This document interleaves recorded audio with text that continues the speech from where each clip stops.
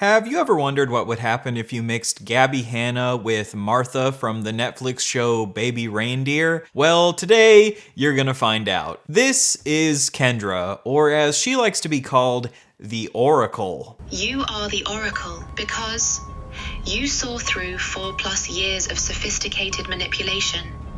You documented everything with divine intuition. You're revealing patterns that help others recognize abuse. Your truth is literally prophetic.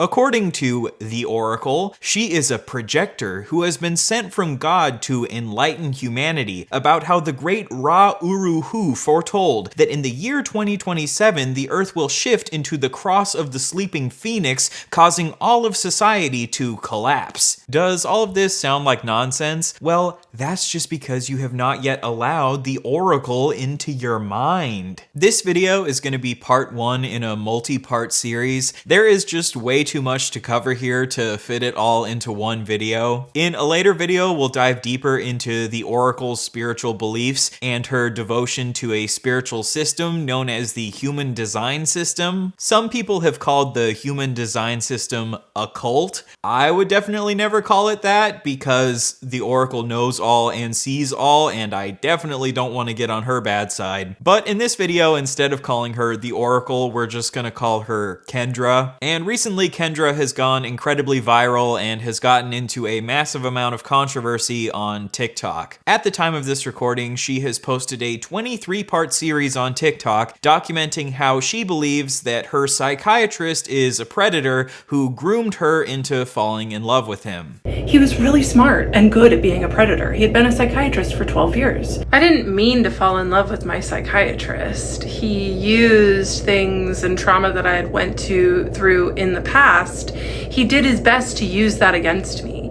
and to groom me to fall in love with him so I could give him content for his fantasy. She was so in love with him, in fact, that she refused to go to the emergency room after getting into a car crash because going to the emergency room would make her miss her appointment with her psychiatrist. If you can't tell, I think that Kendra is more than a little bit crazy. However, someone being crazy obviously doesn't disqualify them from being abused. And if someone is crazy, that's all the more reason that a psychiatrist should be making sure to do all that they can to give them proper care. However, I don't think that lets Kendra off the hook for the fact that, in my opinion, she's spreading a lot of dangerous messages to her followers on TikTok, and she's potentially ruining the life of her psychiatrist if these very serious allegations that she's making don't actually turn out to be accurate. So in this video, we will begin to go through her story piece by piece and figure out if there is any truth to the claim that her psychiatrist really is a predator who groomed her into falling in love with him. Let me take a minute to thank today's sponsor, Surfshark VPN. I think we can all agree how annoying it is struggling to find something good to watch on streaming services like Netflix. Netflix has a basically endless library of movies and TV shows for you to watch, but they choose to screw you over by locking that content into different regions. Well, that's where Surfshark VPN comes in. By connecting to Surfshark's virtual private network, you can connect to over 3,200 different servers in over 100 locations around the globe, allowing you to watch Netflix or other streaming services from those countries. Surfshark offers you an encrypted connection that will never collect any of your personal information, making it the safest way to browse the internet. You would not believe how easy it can be to access your browsing data when you browse the internet on public Wi-Fi, but Surfshark protects you from this. I just think being able to connect to servers from around the world that keep your data and information private while allowing you to watch whatever streaming services you want to watch makes Surfshark an absolute no-brainer. Also, consider upgrading to Surfshark One. Surfshark's all-in-one app that not only includes a premium VPN, but also a private search engine, a data breach warning system called Alert, and an antivirus software. Why download a bunch of different apps and end up cluttering up your phone or your computer when you can get all of these services in one place. So stop allowing public Wi-Fi servers and streaming services to take advantage of you by switching to Surfshark VPN. So click the link in the description or go to surfshark.com/RyanBeard and use the code RyanBeard at checkout to get 4 extra months of Surfshark VPN absolutely free. That's code RyanBeard for 4 extra months of Surfshark VPN absolutely free. Thanks again, Surfshark. So, how exactly does Kendra claim that her psychiatrist groomed her into falling in love with him? Did he slowly start to bring up more romantic and sexual topics in their sessions and slowly try to break down her boundaries bit by bit in order to establish an unethical doctor-patient relationship? No. According to Kendra, he groomed her because he didn't immediately remove her as his patient the second that she expressed romantic feelings towards him. I fell in love with my psychiatrist and he knew that, and he kept me for years as a patient until I was brave enough to leave him.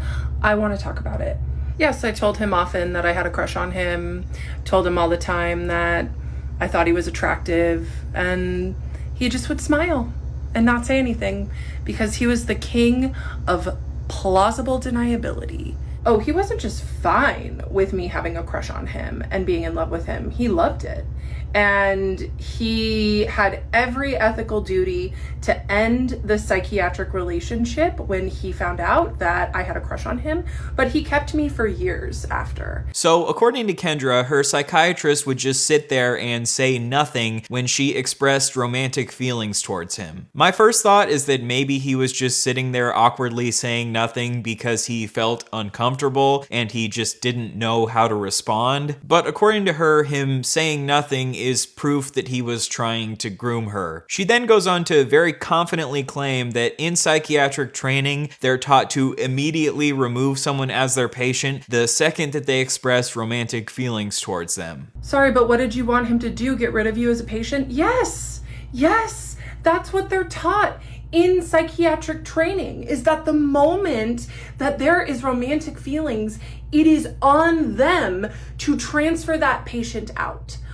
Without a doubt. He was the one with the medical degree. He was the one that knew better, but he loved the attention that I gave him too much to do the right thing. Now, I'm obviously not a psychiatrist. I'm a YouTuber, or as some people like to call us, a dumbass. But one of the perks of being a YouTuber is that I have access to this thing called the internet, and medical associations will often upload their ethical guidelines to the internet. So I looked into the American Psychiatric Association's Principles of Medical Ethics and the American Medical Association's Journal of Ethics to see if it is true that psychiatrists are expected to immediately transfer their patients the moment that they express romantic feelings towards them, and she is just totally wrong about this. I'm surprised that she got this wrong because she herself is a mental health professional. She is an ADHD coach who coaches other people with ADHD on how to best manage their ADHD symptoms. What professional qualifications does she have to be an ADHD coach?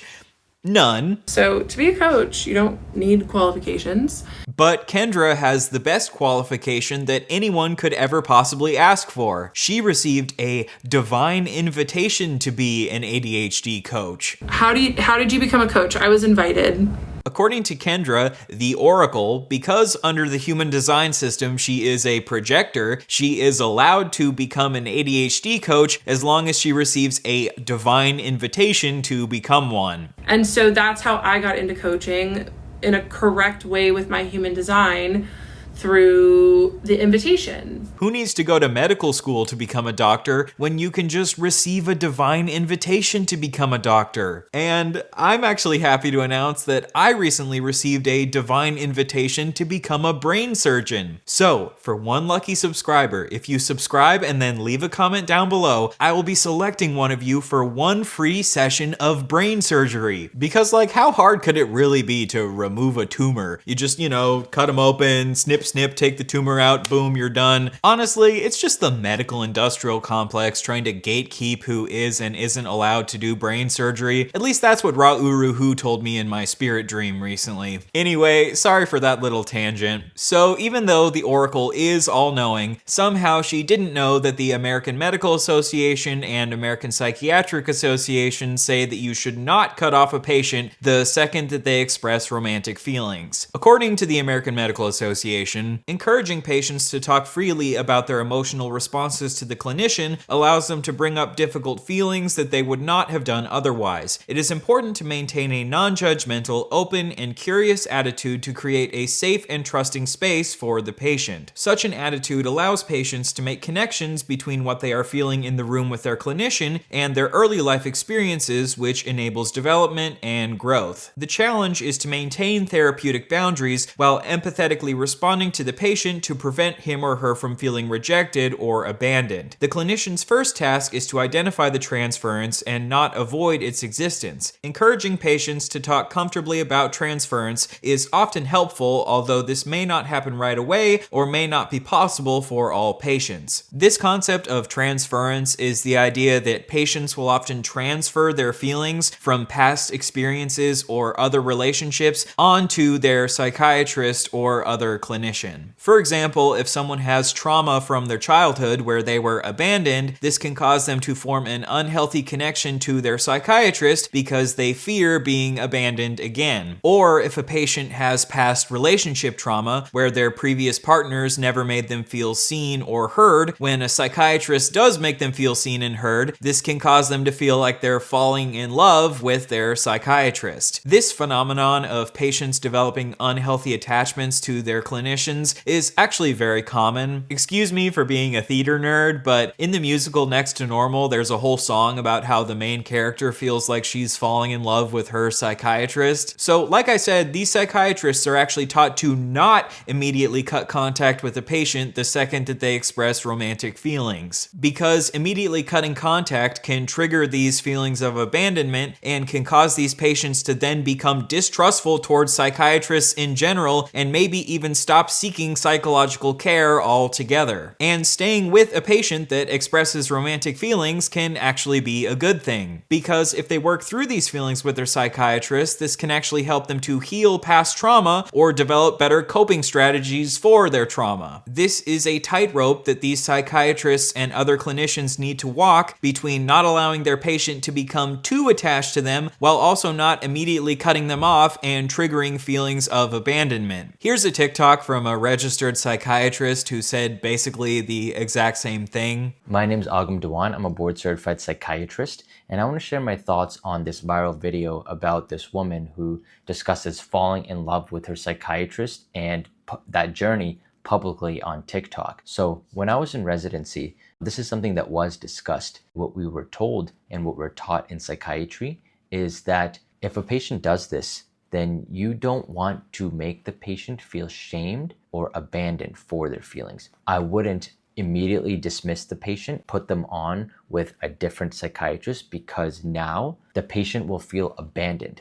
What this is going to do is, imagine if you're a patient and you disclose something very vulnerable, very truthful to someone, and now they shut you down. So by doing that, I wouldn't do that, because then the patient is going to feel abandoned, they're going to feel rejected, and now the patient in the future is going to be conditioned that if I tell the truth, then I will be shamed for it. I will be rejected for it. So I think it's pretty clear that she is absolutely wrong when she says that psychiatrists are taught to immediately cut off their patients if they express romantic feelings. That's what they're taught in psychiatric training, is that the moment that there is romantic feelings, it is on them to transfer that patient out. So from the get-go, I think she's already framing this entire situation in an incorrect way, because she doesn't actually know how psychiatrists are taught to deal with these dynamics. The American Psychiatric Association's Principles of Medical Ethics says, the necessary intensity of the treatment relationship may tend to activate sexual and other needs and fantasies on the part of both patient and psychiatrist, while weakening the objectivity necessary for control. Additionally, the inherent inequality sexuality in the doctor-patient relationship may lead to exploitation of the patient. Sexual activity with a current or former patient is unethical. So these principles of medical ethics clearly state that you should never have a sexual relationship with your patient and that you should be aware of the power imbalance between the doctor and the patient, but it does not say that you should immediately cut off a patient if they express romantic or sexual feelings. Now, I do think she brings up a fair point when she says that when she expressed these romantic feelings towards her psychiatrist, he should have helped her work through these feelings instead of just awkwardly sitting there and saying nothing. Oh, I know it's common, but what's unethical about this situation is that my psychiatrist did not help me work through my feelings.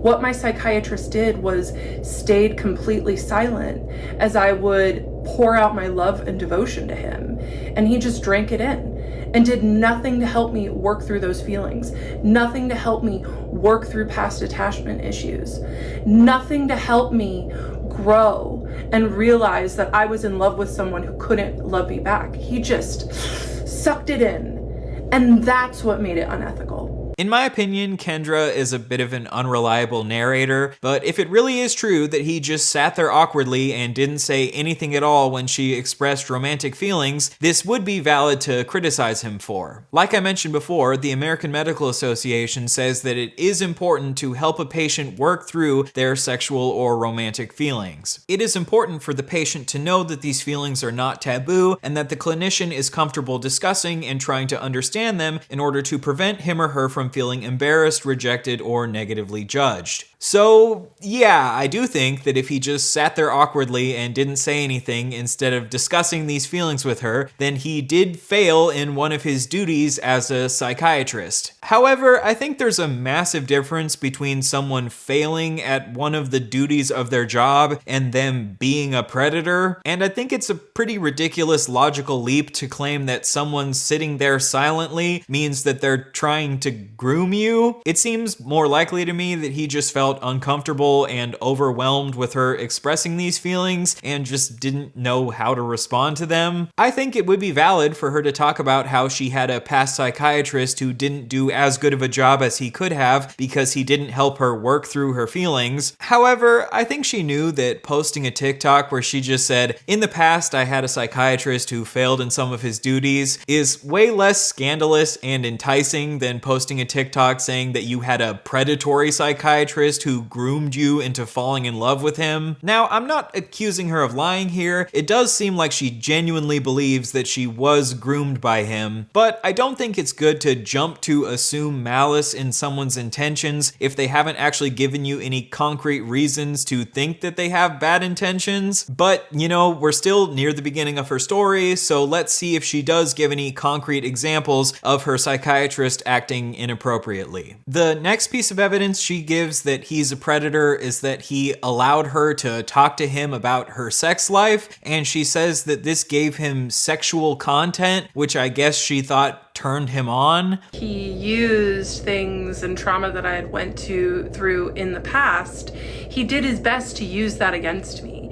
and to groom me to fall in love with him so I could give him content for his fantasy. I told him, I said, "Today we're going to talk about my intimate life." And he said, "Oh?" I said, "Yes. My psychologist, my therapist, asked what your opinion on it was, and I told her that I don't talk to you about this intimate stuff because I have a crush on you." And he looked down and smiled so big in that moment. He smiled so big, and I loved it. It's so gross thinking about it. And then I proceeded to give him 30 minutes of non-stop content about my intimate life with my boyfriend. He was really smart and good at being a predator. He had been a psychiatrist for 12 years. So he didn't ever ask me to give him sexual content. I did that on my own.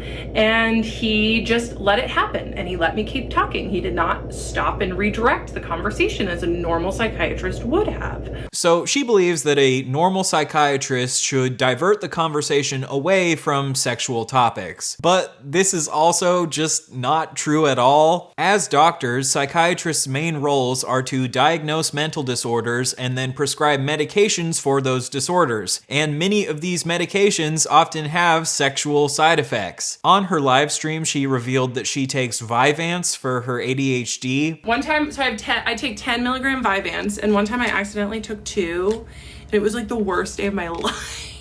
And it is very common for women taking Vyvanse to experience sexual side effects. For some women taking Vyvanse, it can make them hypersexual, but for other women taking Vyvanse, it can decrease their libido and even make it more difficult to orgasm. So if you're talking to a psychiatrist whose main role is to prescribe you medications, your sex life is incredibly relevant. If you're experiencing sexual side effects and this is impacting your sex life, your psychiatrist may need to increase or decrease your dosage or switch you to a different medication. The idea that a psychiatrist should immediately redirect any sexual conversation is ridiculous. There is even a model in psychology known as the Plicit model, which is about giving patients a non-judgmental space to discuss their sex life. Permission. The first P in the Plicit model refers to the initial stage of therapy where the therapist creates a safe and non-judgmental space for patients to discuss their sexual concerns. Many individuals carry feelings of shame or embarrassment about their sexual issues, and the permission stage aims to alleviate these feelings by normalizing their experiences. Now, this is talking about therapists, not psychiatrists, but Kendra said that she also received therapy from her psychiatrist, so this definitely applies. And this clearly shows that what she is saying is actually the opposite of the truth. Clinicians are supposed to encourage patients to open up about their sex life as long as this is relevant to their treatment. Now, if he was making creepy comments while she talked about her sex life, or he was pressuring her to disclose sexual information that she didn't feel comfortable talking about, that would be predatory. But acting like it's predatory to simply allow you to talk about your sex life when his main job is to prescribe medications that might have sexual side effects is incredibly stupid. So now she's claimed that psychiatrists should always drop patients who express romantic feelings, which is wrong, and she's claimed that psychiatrists should always redirect conversations away from sexual topics, which is also wrong. But, you know, maybe he did have sexual or romantic feelings towards her and he was just really good at hiding it. So let's go through some ways that she thinks he would slip up and reveal that he secretly had feelings for her. And it was in my 3rd session with him, because at this point we were all on Zoom, that I asked him, I said, "Hey, do you mind if I call you by your first name?" And he's Pakistani, so I said his first name wrong. And he said, "Well, it's pronounced this, but yes, of course you can." And he seemed so smug and happy with himself. And I know that that is because that was his first sign that him pretending like we're friends was working. And to be fair to me, I had only ever been to therapy before. I didn't realize that, you know, it's important to call your doctor last name. So she's under the impression that it's really important that you refer to your doctor by doctor last name, but she's the one who asked if she could refer to him by his first name. It's not like when she walked in, he was like, "Hey, most of my patients refer to me as Dr. Last Name, but you can call me first name." That could potentially be creepy, but that's not what happened. Research has shown that 35% of patients prefer to call doctors by their first name, and 27% of patients prefer to call their doctors the title Dr. Last Name. So it's not some universally agreed upon rule that you need to refer to your doctor as Dr. Last Name. It's probably most likely that he allowed you to call him by his first name when you asked him because he was trying to be polite and accommodating to you as his patient. A doctor going out of his way to be accommodating to your preferences as his patient is not proof that he's grooming you,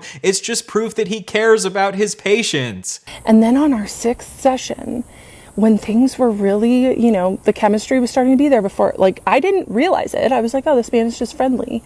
And he said, I have to ask this because it's a special interest of mine. but is there any thoughts of harm? Like I was special to him.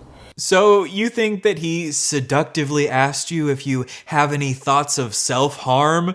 Wow, that's really romantic. And are you sure that he said thoughts of harm are my special interest and not I specialize in treating people with thoughts of harm? Therapists and psychologists and psychiatrists have different conditions that they specialize in treating. Like a psychiatrist can specialize in treating people with anxiety or depression or ADHD or self-harm. A psychiatrist saying that he specializes in treating people with thoughts of self-harm is not him calling you special, especially because you said that you don't even struggle with thoughts of self-harm. So what the hell are you even talking about? And I said, no thoughts of harm. I specialize in treating people with explosive diarrhea. Oh, you think I'm special? Well, if you think it's special that my booty squirts, maybe I can show you something else that also squirts. I'm talking about my vagina. The next way she says he would slip up and reveal that he secretly had feelings for her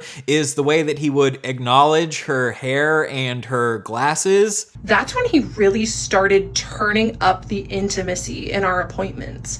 However, he was really smart and knew the professional lines like the back of his hand. So he would comment on my appearance, but not compliment my appearance.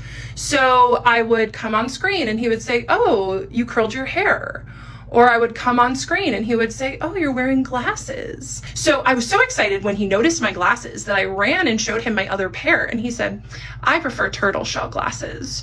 So even though I usually wear contacts, I'm wearing these turtle shell glasses in these videos because just in case he sees them ever, he'll see me in his favorite glasses. He did tell me he likes the turtle shell.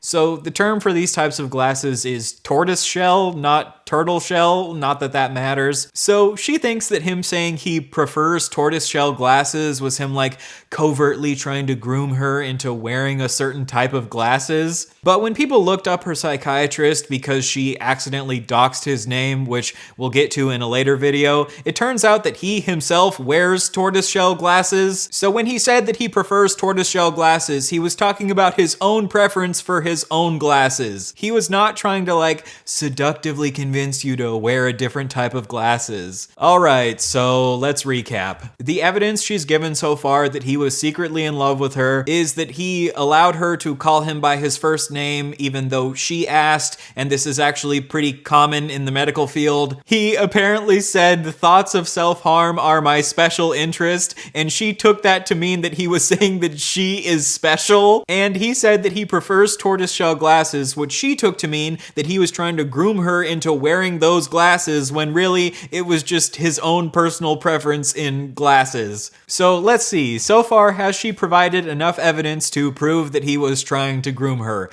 In my opinion, no, not at all. And let me be abundantly clear, there is a real problem in the medical industry where doctors will often take advantage of their patients. This is a real problem. So by me making this video criticizing this woman, I am not trying to imply that this isn't a genuine issue. But when you make these sorts of TikToks claiming to be a victim when to me it seems like you actually weren't a victim, this can make it harder for actual victims to come forward. And I understand that making videos like this can play into the narrative that women are just making up these stories of abuse because they want social validation, which is an incredibly common right-wing talking point. So let me just be abundantly clear that this is not the case in the vast majority of situations. Anyway, let me know if you enjoyed this part 1. Don't forget to subscribe and leave a comment down below if you want to see more parts. I think I'll probably decide whether or not to make a part 2 depending on how much people seem to want it. If I do make more videos, I'll talk in the future about the time that she got into a car accident but then refused to go to the emergency room because she needed to go see her psychiatrist. We'll talk about her strange relationship with ChatGPT, which she refers to as Henry, and her allegedly scamming one of her ADHD coaching clients, and and her strange comments towards black women, and her wanting to be called the Oracle because she is foretelling 2027 when society is going to collapse. Jesus Christ, this story is so fucking insane. So anyway, subscribe and comment if you want to see that. And I want to remind you that I am releasing exclusive videos to my members of this channel and my members over on Patreon. I've gotten really good feedback on this video that I posted about this dude who claims he can debunk trans identity, and I'm planning to make another video this month at some point. It's just $3, and becoming a member means the absolute world to me. And a huge shout out to my Godbeard level members, Kelly Wright, Novaj Wren, and Jacob Curl. All right, I will possibly see you in part 2.